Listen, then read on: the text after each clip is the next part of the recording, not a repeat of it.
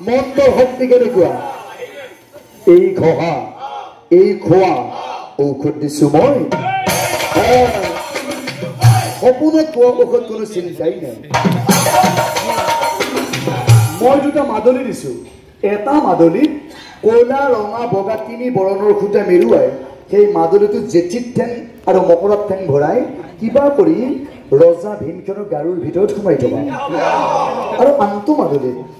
শ্মশানৰ মাটিখিনিৰ সৈতে মিলাই প্ৰভাৱতীৰ চুলিকেইডাল মেৰুৱাই শনিবাৰ আৰু মঙলবাৰৰ ভিতৰত তাইৰ চাদৰৰ আচলত বান্ধি থবা এটা চাওক সেই বৈদ্যজনৰ কুপৰামৰ্শ শুনি ছয়ৰাণী মিলি ৰজা ভীমখনৰ কি অৱস্থা কৰিলে হৰ দাৰু খুৱাই দিলা ৰজা দাৰু খুৱাই দিলা ৰজা ভাতৰ লগত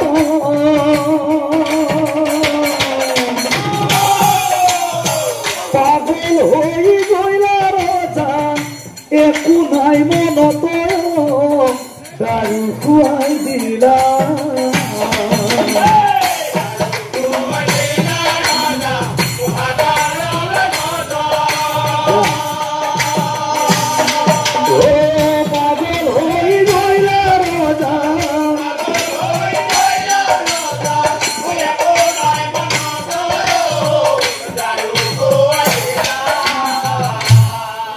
বিবেকহীন হইলা ৰজা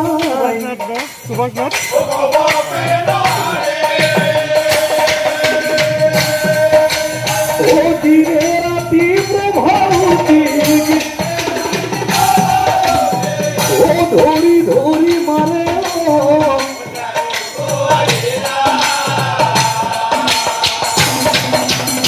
আৰ ভাত পানি নাই ৰানি দুঃখতে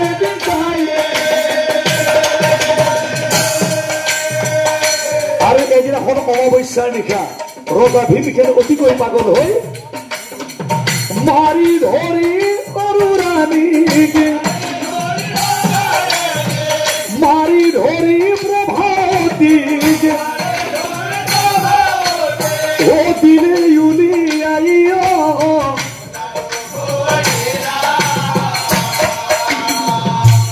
পাগল হৈ গ'ল ৰজা ভীমখেন ৰজা ভীমখেনক আচলতে পাগল কৰি পেলোৱা হ'ল তাৰ পাছত প্ৰভাৱতীক কি অৱস্থা কৰি পেলাইছিল চুৱা পাতলিত এক গৃহ সাজি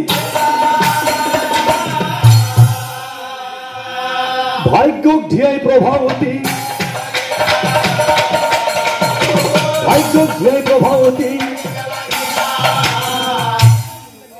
গৰ্ভত সন্তান লৈ প্ৰভাৱতীয়ে চুৱা পাতলিতে খুজি মাগি আনি তেখেতে জীৱন নিৰ্বাহ কৰিলে তাৰ পাছত তেওঁ কি কৰিলে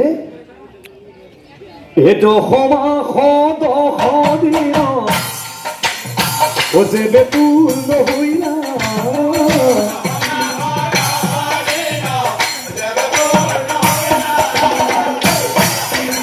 অশুভক্ষণে প্ৰভাৱতী ও পুত্ৰয়ো বুজিয়া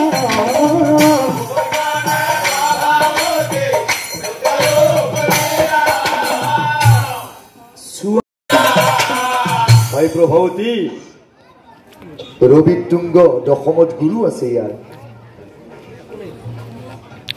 আই প্ৰভাৱতী গণকে বোলে মই গণনা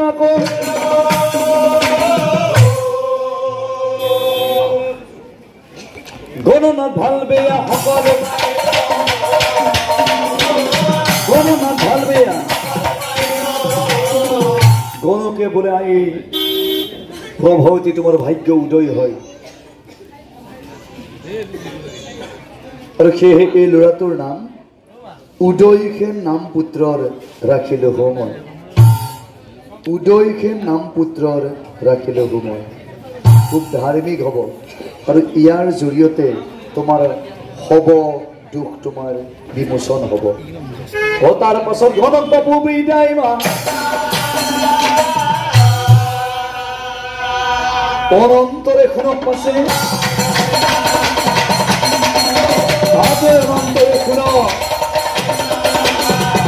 এনেকৈ প্ৰভাৱতীয়ে খুজি মাগি আনি উদয়সেনক পোহপালন দিলে লাহে লাহে উদয়খন ডাঙৰ দীঘল হৈ গ'ল কিন্তু হঠাতে উদয়খন এদিনাখন খুব অসুস্থ হৈ পৰিল মাতৃৰ প্ৰভাৱতে সেইদিনাখন ভিক্ষা মাতিব গৈছিল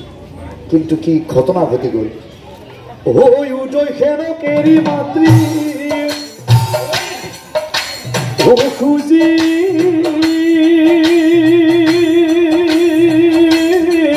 বলৈ যা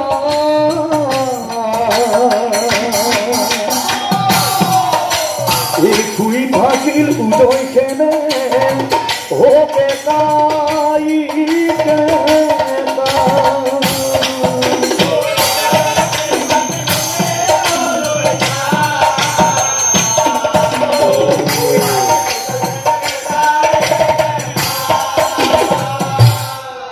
ঘৰত কোন আছ যদি কোনোবা আছো এতিয়াই ওলাই আহ ও হঠাতে উদয়খনে ও শুনি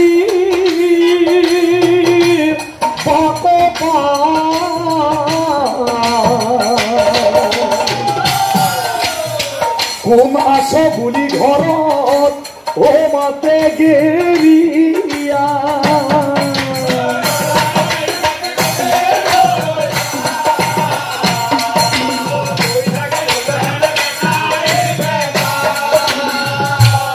আর ওলাই আহিল উদয়খন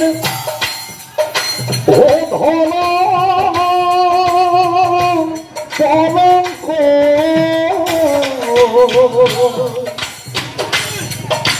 আর দেখে একো সন্ন্যাসী ও তাতেও আছে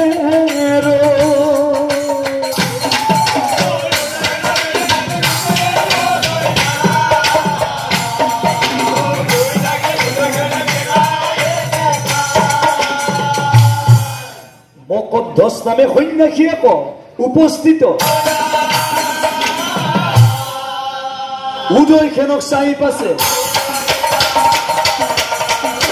উদয়খনক চাই পাছে এই বাপু এই ভিক্ষা দিয়া অ ভিক্ষা দিয়া বুলি পাছে সন্ন্যাসীয়ে কয় কিন্তু হাই গৃহত চাউল এমুঠি নাই সন্ন্যাসীয়ে বোলে বাপু মিছা কৈছ এৰৈ বাপু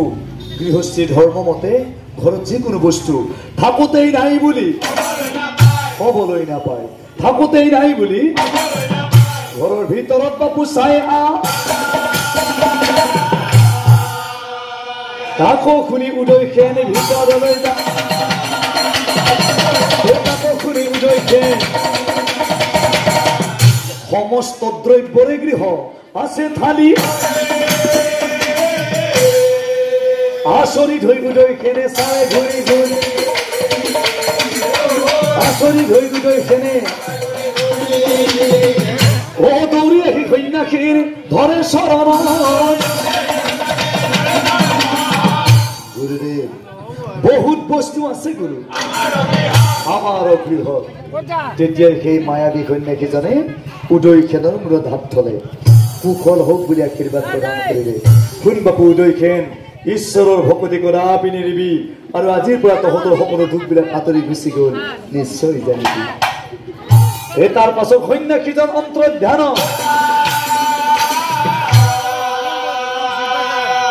মাতৃৰ আগত উদয়খনে সকলো কহি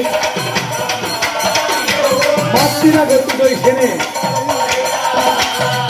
এটা চাওক ৰাইজ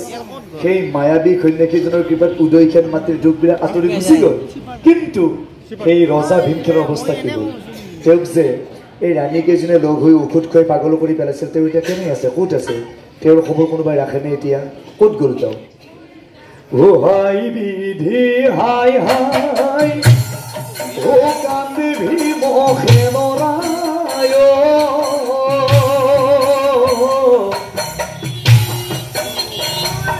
ও শুই থাকিল সৰজাৰ ওপৰত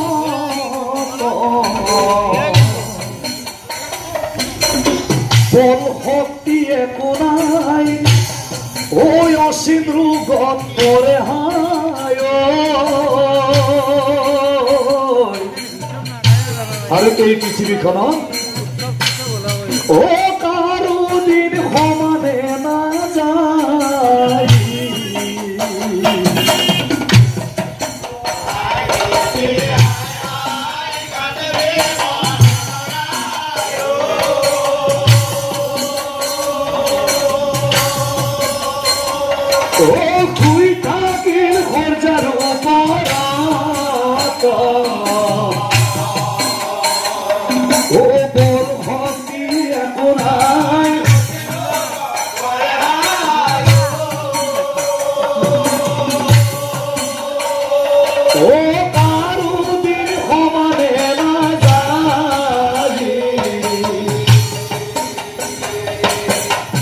ৰজা ভীমসেনক অচিন ৰোগে পালে। কিহৰ বাবে? তেওঁতো ৰজা আছিল, তেওঁ কৰিব নোৱাৰা কাম পৃথিৱীত একো নাছিল। ঐশ্বৰ্য বিভূতি ধন সম্পত্তি খাওঁতে মানুহ নাই, যাৰ নেকি 7জনীকে ৰাণী আছিল, তথাপিতো তেখেতক অচিন ৰোগে দেখা দিলে। কিহৰ বাবে? ও ছয়ৰাণী মিলিল দিন আলোচনা কৰি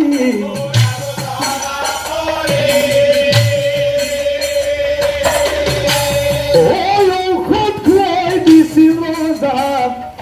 এই ভাতৰ লগত খানি।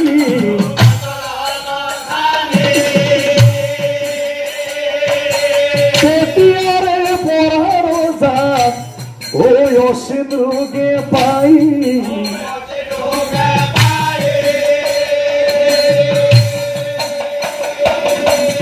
আৰু ৰজাক যেতিয়া অচিন ৰোগে আৱৰি ধৰিলে, বিদৰ্ভা ৰেখত নানা বিমংগলে দেখা দিলে। পাৰে ৰজাৰ মূৰৰ ওপৰত